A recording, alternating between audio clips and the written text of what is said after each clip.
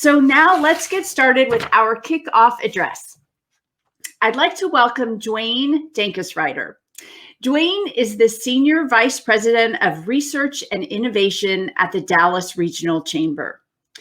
Duane oversees the research team, which is responsible for creating research products that support the DRC's strategic priorities of economic development, the talent pipeline, and talent attraction. Duane also leads the DRC's activities around supporting the launch and growth of innovation activities in DFW by connecting entrepreneurs, innovators, researchers, and the business community.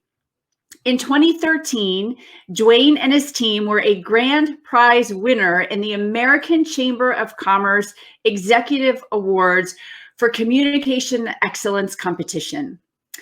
The prize recognized the Dallas Regional Chamber's Economic Development Guide as the best chamber publication in the nation. More recently, Duane helped lead the launch of Dallas Innovates, a new online news site dedicated to telling the stories of innovation in Dallas-Fort Worth. The website, dallasinnovates.com, launched in December 2015.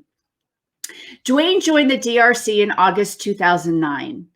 He was previously employed at the North Central Texas Council of Governments for 14 years. There, he led demographic and economic data research efforts. He is a member of the Dallas Area Business Economists and the Council for Community and Economic Research. Duane also serves as a member of the Cedar Hill Economic Development Board of Directors and the Dallas Entrepreneur Center Board of Directors. Please welcome Duane Dankesreiter. Thank you. Good morning, everyone. Happy to be here to kick things off. Like I said, my name is Duane Dankesreiter. I lead the Research and Innovation Program at the Dallas Regional Chamber. If we can cue up the slides, we'll get started. So a bit about the Dallas Regional Chamber. Go ahead and go to the next slide. A bit about the Dallas Regional Chamber. For those who don't know, we work in 4 areas focused on building economic prosperity for all across Dallas-Fort Worth. That's the first area is economic development. That includes helping recruit companies like Plano, or like Toyota to Plano, to Uber to Dallas, and many others that you've probably seen in the news. Innovation and entrepreneurship is also part of that work. And like it was said, it's about growing and building companies. We do that by connecting startups and university research and corporate innovation. Second pillar of our work is talent attraction. That's about bringing new talent to the region to help fill all the jobs that are here. And the third is education and workforce, which is building the workers of the future, K through 12 and higher education. And the fourth pillar is public policy. That's spending time in Austin and our local governments and in DC advocating for our companies and pro-business policies. So I'm going to cover 3 things in my remarks to y'all. First, the economy, where we stand, and hopefully some of the silver linings in all of this craziness. Second, the fundamentals of why DFW is so well positioned to grow coming out of the COVID-19 crisis. And then finally, I'll share some inside baseball around what we're seeing at the Chamber in terms of corporate recruitment and expansions. So as part of our daily work, we track a ton of economic data, and there's a lot out there right now. Here are 2 obvious economic indicators, and one that's probably not front of mind, but it really applies to the COVID times. So we're at 7.5% unemployment rate. We've lost a lot of jobs, but we're slowly climbing back. The last measure, though, the Mobility and Engagement Index, summarizes information based on geolocation data collected from a large sample of mobile devices. Basically, it shows if people are moving around the region, going to and from work, etc. The more we see that percentage get back to 0, the closer to normal we probably are. My guess is when we see the new numbers that come out this week, we'll see that number decrease a little bit more. So like I said, the job losses have been substantial, there's no doubt. For September, year over year, that's a little over 131,000 jobs lost. But that was less than it was in August, which was more than 140,000 jobs year over year. And if there can be a silver lining, which is tough these days, the decline is nearly half the US rate, and only Phoenix and Atlanta lost fewer jobs among the biggest US metros. So as we know, the pandemic has really affected all industries, but in different ways. For instance, financial activities is the only industry that has continued adding jobs in DFW during the pandemic. The leisure and hospitality industry is the one that's really getting pummeled. We all know that, accounting for more than half of the DFW 131,000 job losses. And with the exception of education and health services, industries in DFW have fared better than probably most than the rest of the country. I am concerned, though, as we wait for a vaccine. We're seeing a lot more white collar jobs being lost. It's something we need to really be careful about and watch for. The silver lining here is that our industry diversity in our region actually help reduce the length of recovery period for us compared to other metros that are less diverse. So consumer spending is another great indicator for us in terms of public confidence and health of the economy. It represents 70% of our GDP. You can see here the huge decline in spending that began in mid-March. Spending levels in Dallas fell 38% below a normal year in April, 34% below in Fort Worth, before steadily, albeit slowly, climbing, with some of our steepest increases occurring shortly after the federal stimulus payments to individuals began. The silver lining here is, on the whole, consumer spending is essentially back to pre-pandemic levels. But if we look deeper in the data, you'll see it's kind of uneven. Grocery purchases, when we were all running out to buy toilet paper, that we saw those enormous spikes in the beginning, have actually continued to trend higher than normal since July. But things like transportation spending, which plummeted at the beginning and have really stayed the same as we stayed at home more, it hasn't really recovered and sits at half of what it normally is in DFW. So small businesses are absolutely taking a massive hit. As of September, small business revenues are down 23% in Dallas and 21% in Fort Worth. I saw a Business Journal survey that said that 7 of 10 small businesses are reporting a decline in revenue due to the pandemic. And that's nearly half, and nearly half reported not being profitable. And many other companies say that cash reserves are likely to dry out soon. The silver lining, which I'm really encouraged by, is around small business creation. It's very relevant for this group, I think. I've been really surprised by these numbers. In response to the crisis, the Census Bureau has been releasing this really new, interesting data set around business formation on a weekly basis. These are new tax EIN applications, new applications for employer identification numbers. This gives us almost a real-time look at trends in business formation and is a proxy for entrepreneurial activity. The data in this chart is for all of US. They don't have it down to the metro level, unfortunately, and is a specific subset of business applications that have a high likelihood of turning into true employer businesses within 8 quarters. And it's based on these underlying characteristics of the applicant. The Census Bureau defines these as groups with high propensity businesses. As you can see here in this chart, there was an abrupt fall off in nationwide business formation at the start of the pandemic, what we would expect. But then there was a surge in recent months. More than 166,000 additional applications have been filed so far in 2020, compared to this point in 2019. And even though the rate of the filings is slowly drifting back toward pre-pandemic levels, the pace nationwide really remains well above last year's. What we don't know is how much of this increase will be entrepreneurs who end up forming new businesses that hire employees, which is what we hope, as opposed to newly unemployed individuals starting their own businesses, which are likely to be non-employer firms, essentially self-employers. And those, while good, are not well positioned to fuel a rapid jobs recovery. Some of the recently released data that's around this, not necessarily on the high growth opportunity companies, it's all employers, shows that there are firms like companies that are starting around non-store retailers and those that are selling goods online and directly to consumers via home delivery, which we would expect. They actually account for over 1/3 of the increase in applications. So through early October relative to last year. And by the way, this chart is much different than what we saw in the Great Recession. That downturn had startup rates which remained depressed all the way through at least 2018. So let's see. So next slide. There we go. So then where does that leave us? How long will it actually take us to dig out of this mess? That's the big question that everybody's asking. I've heard so many different economists come up with different theories. I thought I'd give you a little bit of a visual around that.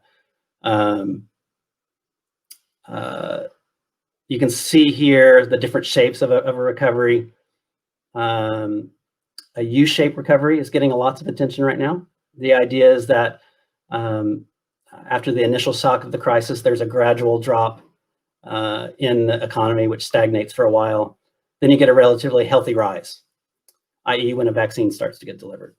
In a conference board survey of CEOs around the world, 42% expected to see a 42% expected to see a U-shaped recovery. And US CEOs kind of felt the same, with around 42% expecting to see a U-shape. The other element of that conference board survey that I saw is 23% of US CEOs expected to see a W-shape, which is that a false recovery, meaning the trend up, but then with another sharp decline, then the full recovery. And even scarier, as I saw 26% of those US CEOs surveyed expected to see an L-shaped recovery, which essentially is a long recession or even a depression. I'm more optimistic than that. I don't think we'll see that. So I'm going to go with a different letter and a different type of recovery, which some have talked about. That's the K recovery. This is where we see some industries recover rapidly, and then where others need significant intervention and have a real prolonged recovery. And unfortunately, we're going to have to apply this curve to a segment of our society as well. You know, the growing split of haves and have-nots that we saw before the pandemic is going to be amplified coming out of this. Jerome Powell, the Federal Reserve Chairman, said something yesterday that really gives me a lot of concern. He said the economy we knew is probably a thing of the past. We're recovering, but to a different economy. The pandemic has really accelerated existing trends in the economy and society, he said. And this will have really a lasting effect on how people live and work. For example, lower paid workers, as well as those in jobs requiring face-to-face interaction, such as retail or restaurant workers, are really shouldering most of the burden. And some of those jobs just won't come back due to the rapid acceleration of automation and just changes in industry. So these groups are heavily skewed toward women and minorities, which have already been some of those most affected by the pandemic layoffs. So we're going to have to spend a lot of time and resources upskilling and retraining people. So on that grim note, I'll shift to something a little bit more positive and zoom through a few slides on our fundamentals and why we're positioned to recover faster than others. At the end of the day, our Texas and DFW fundamentals are still there. For the most part, this is a health crisis, not an economic crisis. And Texas and DFW is the only place that also provides the benefit of a central U.S. location, a right-to-work state, lower worker compensation cost, no state income tax, and really where CEOs want to be. And let's see, next slide. So we really punch above our weight in things. We are 26% of the Texas population, yet we have 32% of the Texas economy. And we are 31% of all tech jobs, more than any other metro in the state. Well, Austin gets a lot of buzz. We've added more tech jobs than them over the last 5 years. And we're 32% of manufacturing jobs in Texas. And by the way, if population growth trends stay the same and we continue to add a new resident every 3 minutes in DFW, we'll have a population of just over 10 million by 2040, overtaking Chicago to become the third largest metropolitan region in the US. And population growth is good for an economy. It's challenging on traffic, but good for the economy. And we can tell by looking at these graphs that Dallas is very competitive when you consider both the average cost of living and the average cost of doing business. Some costs are rising, which gives me concern, but we're still very, very competitive, especially when it compares to places on the East and West coasts.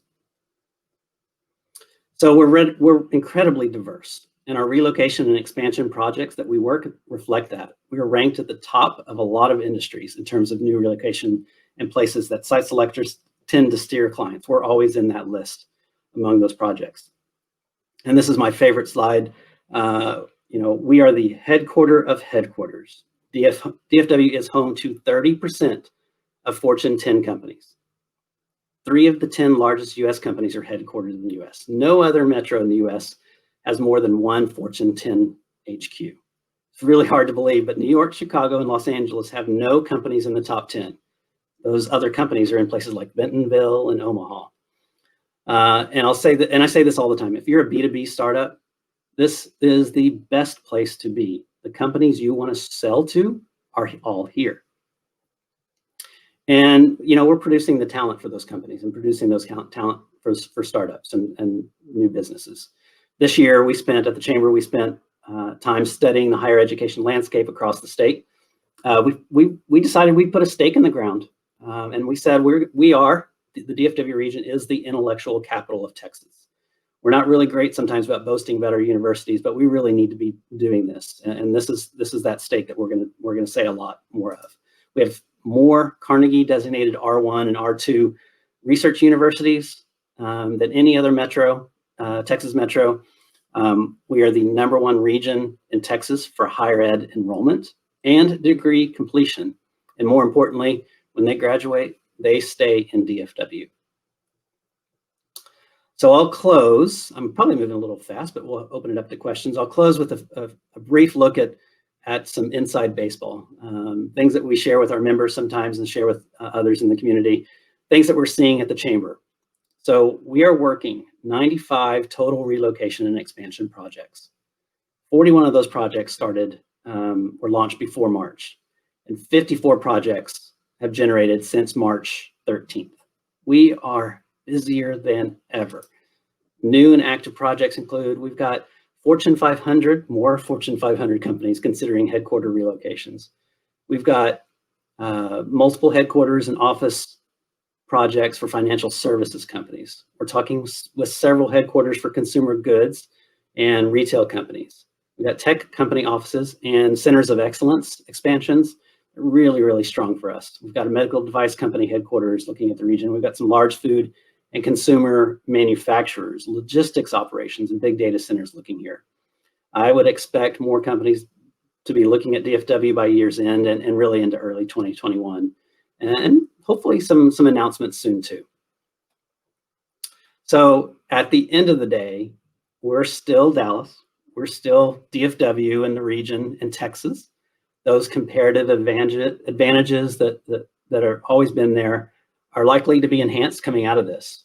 Our brand as a major tech hub has been really elevated with high-profile announcements from companies like Uber and Salesforce and Facebook and Amazon. And I expect more technology companies will be drawn here. I've seen more of those technology companies come in with more than just sales offices, coming in with engineering and high-tech operations. We'll see more financial service companies that will look to move their headquarters here, those that favor DFW over taxing conditions elsewhere. Those companies that are really concerned about density issues and deteriorating sort of fiscal conditions and high cost crowded locations, we'll look at DFW in a different light and see it as a better place to be. And then companies that adopt a less centralized or work from home pattern of locating headquarters, offices with other facilities are likely to prefer newer, more adaptable real estate. We have new space. We have lots of options for companies to locate. And even that idea of a hub and spoke pattern, we've seen this in the US, headquarters in the East and West Coast, and then in Dallas-Fort Worth as an option, but we'll actually maybe even see hub and spoke patterns within our region, a single brand spread across multiple locations, and we have that opportunity. DFW is really appealing right now to manufacturers and distributors looking to reposition production and supply chain closer to top markets. And lastly, because of the diverse number of industries and talent that we have here, I'm seeing a ton of convergence of sort of those emerging technologies. We've got data analytics and AI being applied to our growing biotech scene. We've got nearly every autonomous trucking company operating now in DFW because of our location and of the strength of our logistics industry. You see fintech companies growing at an incredible rate here, big banks and startups both, merging our tech talent with our financial industry prowess. I could go on. There's things like cybersecurity and gaming and AI and big data and blockchain. We're just really well positioned, I think, for the future, and really a convergent location for new sectors to locate and expand to. I noted at the beginning of this, at the introductions, was Dallas Innovates. I'm really proud of this work. This is a great resource for audiences, and to get a pulse of what's happening, go to dallasinnovates.com and stay on top of that. The second site is something that we produced at the beginning of this year. If you go to the next slide, which is our Economy in Brief website. We produce a version of this presentation every week with updated economic indicator information. So I'll end on that. I've got a few notes. You can come back to take off the presentation. I think that the thing that I want to end on is, we're a top corporate and startup and job metro moving forward. I think we're so well positioned. We're adding 1 million new jobs, 140 corporate headquarters in the last 10 years. McKesson, Core-Mark, moved Fortune 500 companies, moved their Fortune 500 headquarters here in 2019, bringing our region's total to 24. Charles Schwab announced their final movement in January 2021. And then CBRE just announced a few weeks ago that they're moving their Fortune 500 headquarters here. You add that on top of Jacobs and other companies that I've talked about. We've added 5 Fortune 500 companies since 2016. And we led the country in job growth the last 3 years. And so far in 2020, I know this is a weird statement to say, but our net job loss is just much lower than other regions. I think we're going to come out of this pandemic stronger as a region, and we'll see more corporations and high growth startups continue to flourish here. Happy to take questions and move on. Thank you. Yeah, thank you, Duane. That was really informative and super exciting for Dallas-Fort Worth, all those companies coming in. We've got about 10 minutes for questions. I want to encourage people to put them in, but we do have a lot of great questions already lined up. One thing that Bob is curious about, we've got a new administration coming in. What do you see potential effects in your area with business? I think the first thing that I've heard and that we've talked about is obviously what happens with new stimulus, whether it's a new round of checks for individuals, infrastructure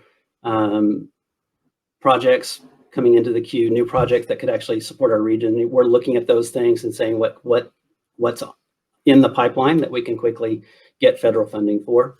I think there's a lot of questions still. And so, as we look at corporate tax rates and other things, I think that's going to be the question of how the administration responds in terms of rolling back things that have been implemented. And along those lines, Alex asked, what are the biggest risks for Dallas-Fort Worth in the next decade? You go back to the core things, that growth that we talked about, going to 10 million people by 2040. That's a hit to infrastructure. So are we positioned well to solve for that growth? Do we have the roads and water infrastructure in place? And I think we do. I feel pretty good about that. But it's certainly going to be something we have to watch. I mentioned it in the presentation.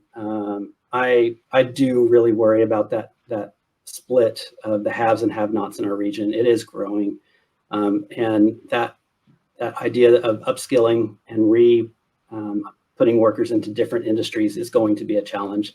We're going to have to spend a lot of time and a lot of resources and really focus on how to uplift people that have been in industries that are negatively affected during the pandemic. So I would say the jobs and talent is going to be the #1 concern. Jonathan asks, do you see the Dallas Metro continuing to grow north Frisco, Prosper, Salina as it currently is, or do you see this trend changing? I think you'll see both. And we've already started to see, now, of course, I live in Cedar Hill and I'm on the Cedar Hill Economic Development Board, which is in the south. So I'd like to say we'd see some more trends coming south. We have seen that. Companies choose to locate where talent is. They put their dot down and say, okay, where is my talent going to come from? 15, 20, 30-minute drive time. And right now, the core of especially that high-tech talent that companies are looking for is north. But we're starting to see a shift, because I don't know how much further we can go into Oklahoma before that changes our region. But we are starting to see more opportunity in the southern region of the region. And then Valerie asks, this is interesting, how are you leveraging money from all of these growing innovative companies to improve DFW ISDs to make sure we raise up our undereducated population?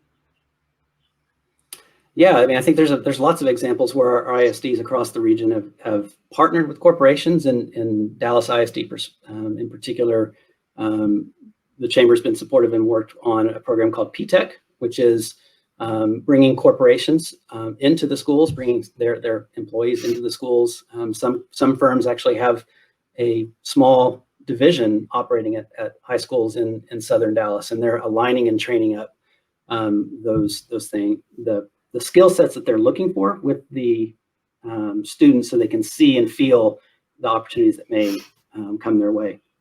The other thing that was recently launched was an initiative called Dallas Thrives, and that has been really focused on uplifting people in terms of education and applying that workforce or lens to the education system to make sure that when they graduate, whether it's college ready or career ready, they have the skills and the education to find that job. So there's a lot of resources being put into that.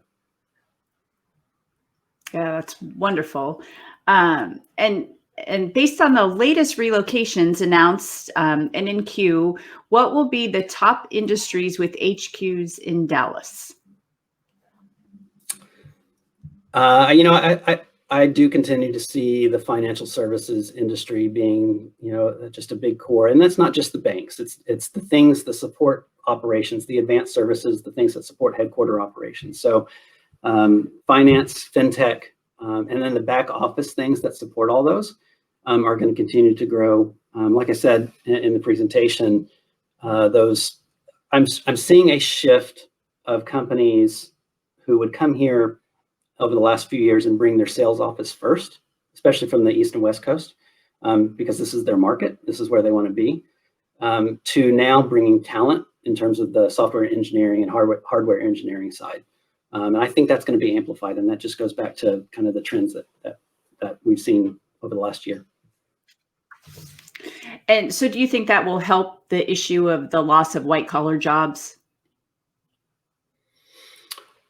The interesting thing about, and we say this a lot in the industry diversity component, somebody that works at even Lockheed and Fort Worth, who's an engineer, those skill sets are transferable to other industries often, whether it's software engineering or hardware engineering. And so that transferring of skills, as long as the core assets are there, that person can find opportunity in other jobs. So I think that diversity is the thing that helps us grow.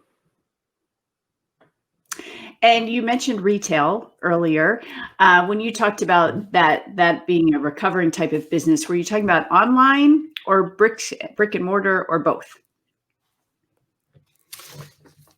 I think that is the online component. There's obviously the bricks and mortar are challenged. We see it in the close down. Until people can get back into the side, they're going to be, until people can get back into those buildings, it's going to be a challenge. So then the online retail components of shifting, companies that were well positioned to have the online component have been able to do well in terms of ramping up operations and shifting. And along those lines, Bobby says, well done, Duane, thank you. But he talks about traffic in the Metroplex is pretty nice right now. But once the pandemic is behind us, the traffic will get back to normal or maybe even worse. Are there any infrastructure projects in the pipeline that will help with traffic? I think DFW is always under construction. The roads are always under construction. This region has put an enormous amount of money into projects over the years. I mean, if you look at things going into downtown, Stemmons Corridor 35 continues. That construction will start. The 30 expansion or rework in the canyon in between downtown Dallas and southern Dallas. That's going to be occurring pretty soon. I think the other thing, and maybe not necessarily an infrastructure piece, and that we talk about a lot is, other regions, and Atlanta is one of our comparative. We battle against Atlanta all the time in terms of corporate relocation projects, and everything is essentially coming into downtown, although they've got northern suburbs that are driving growth as well. But this hub and spoke model that we have in the region, we have 17 cities, over 100,000. And that model of different employment centers spread out all across the region does lessen that overall impact. When we were recording Amazon on the HQ2 project, that was part of what we were saying, is that the distribution of opportunity here is just much different than other places. So I would say, we'll continue to find ways to improve the infrastructure where we can. The work and home environment may change the traffic patterns in some ways too. Right. Is the regional chamber worried about housing affordability looking forward, given the recent huge increases in average home prices? Yeah, absolutely. It's something that up until a few years ago, we would tout housing as a selling point in terms of recruitment of companies from California and New York and other high cost places. But as that's ticked up, it becomes less of a selling point, and so we are going to have to address that. And we can't produce enough homes these days, and it's attainable housing, it's workforce housing, it's homes. It's not the high-end homes, it's not affordable housing, it's homes that everybody can afford. And we've got to do some more things, I think, as a region to help solve that. And we have time for one more question. So what are the biggest risks for Dallas-Fort Worth in the next decade? And let's add onto that, how do you think we could mitigate those risks?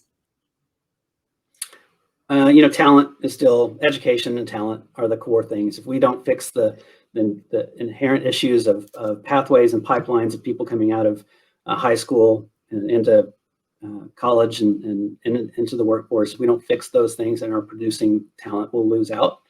We need to spend as much of resources and time and effort. And that involves getting corporations and people involved in the school systems, both public and private, and really being engaged to produce the people that we need in our companies. Wonderful. Well, we are out of time. I want to thank you so much and give you a big virtual round of applause for everyone who's watching.